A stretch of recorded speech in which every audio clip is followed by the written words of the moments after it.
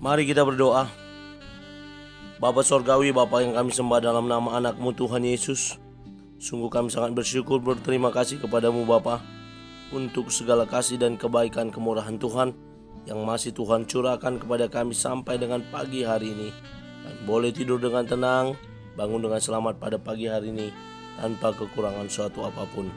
Sebelum kami memulai aktivitas kami pada pagi hari ini, izinkan kami untuk bersekutu dengan Tuhan, berdoa, memuji muliakan nama Tuhan, dan mendengarkan kebenaran firman Tuhan melalui channel YouTube ini. Berbicara bagi kami Tuhan, nyatakan kuasa-Mu, nyatakan isi hati-Mu, karena kami telah siap untuk mendengarkan kebenaran firman Tuhan. Dalam nama Yesus kami berdoa, amin. Shalom ibu bapak saudara terkasih dalam nama Tuhan kita Yesus.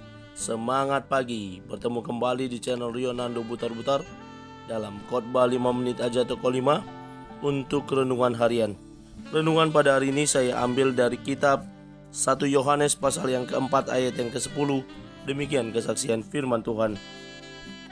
Inilah kasih itu, bukan kita yang telah mengasihi Allah, tetapi Allah yang telah mengasihi kita dan yang telah mengutus anaknya sebagai pendamaian bagi dosa-dosa kita. Kasih tanpa syarat. Ibu bapak saudara terkasih dalam nama Tuhan kita Yesus, dalam kehidupan sehari-hari kita mungkin terbiasa dengan yang namanya syarat dan ketentuan berlaku.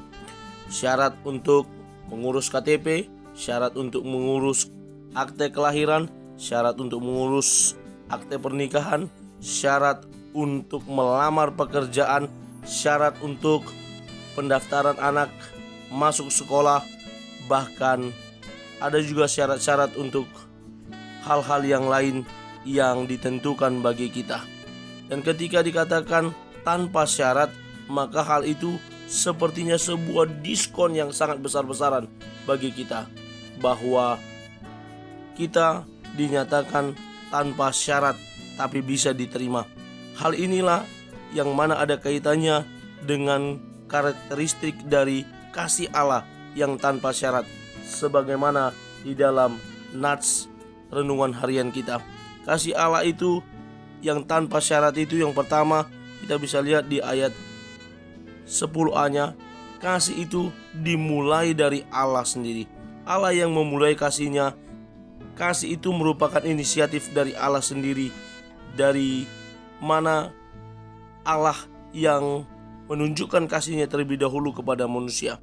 Dari kacamata kultural pada waktu itu, poin ini cukup mengagetkan. Kenapa? Dalam mitologi Yunani, kebaikan dewa-dewa terhadap manusia seringkali ditunjukkan untuk kepentingan para dewa. Relasi mereka dengan manusia pun bersifat kondisional, ada persyaratannya.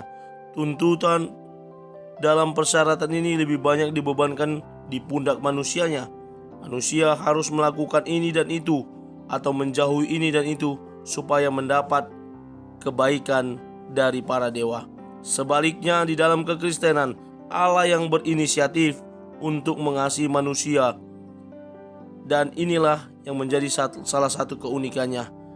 Allah menjadi originatornya, sumber dan inisiator prakarsa. Bukan kita yang memilih Allah, tetapi Allah yang sudah memulai dan memilih kita terlebih dahulu. Yang kedua, dinyatakan dalam nas ini, kita sudah dibayar mahal oleh Allah. Inisiatif belaka tidak cukup. Cinta ada harganya, bukan sekedar rangkaian kata-kata, bukan hanya sekedar perasaan rindu yang menggebu-gebu, bukan pula kegairahan yang murahan. Entah berapa banyak orang yang berani menyatakan cinta, tetapi tidak mampu membuat cinta itu nyata. Hanya mengucapkan, tidak sanggup membuktikan. Tidak demikian dengan Allah. Dia memegang perkataan melalui perbuatan. Dia rela mencinta hingga terluka. Dia berani membayar harga. Kasih Allah itu bersifat karunia, diberikan secara cuma-cuma, gratis, tetapi bukan murahan. Diberikan secara cuma-cuma bukan karena tidak ada harganya, melainkan karena Dia sendiri yang telah membayar harganya bagi kita. Yang ketiga, yang terakhir adalah ditujukan pada yang tidak pantas. Kita adalah umat yang tidak pantas, yang penuh dengan dosa, yang penuh dengan pelanggaran. Tetapi karena kasih-Nya yang besar kepada kita, diberikan, dicurahkan kepada kita. Dan ini merupakan gambaran yang menunjukkan sifat Allah yang tidak hanya sekedar sumber kasih, tetapi Allah itu sendiri adalah kasih.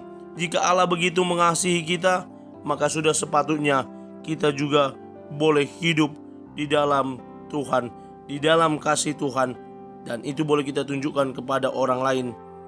Walaupun mereka tidak mengasihi kita, kita boleh belajar untuk terus mengasihi. Puji Tuhan atas kasih Tuhan yang besar dalam hidup kita. Allah sudah membayar semua hutang dosa kita, dan itu semua karena kasih-Nya. Tidak ada lagi hutang dosa di pundak kita. Soli Deo Glory, terpujilah Tuhan. Amin. Kita bersatu dalam doa. Terima kasih Bapa, terima kasih Yesus untuk firman-Mu yang telah kami dengarkan pada pagi hari ini.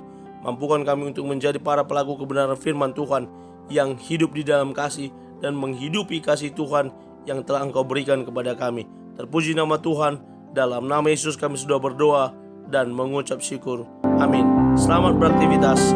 Tuhan Yesus memberkati. Shalom.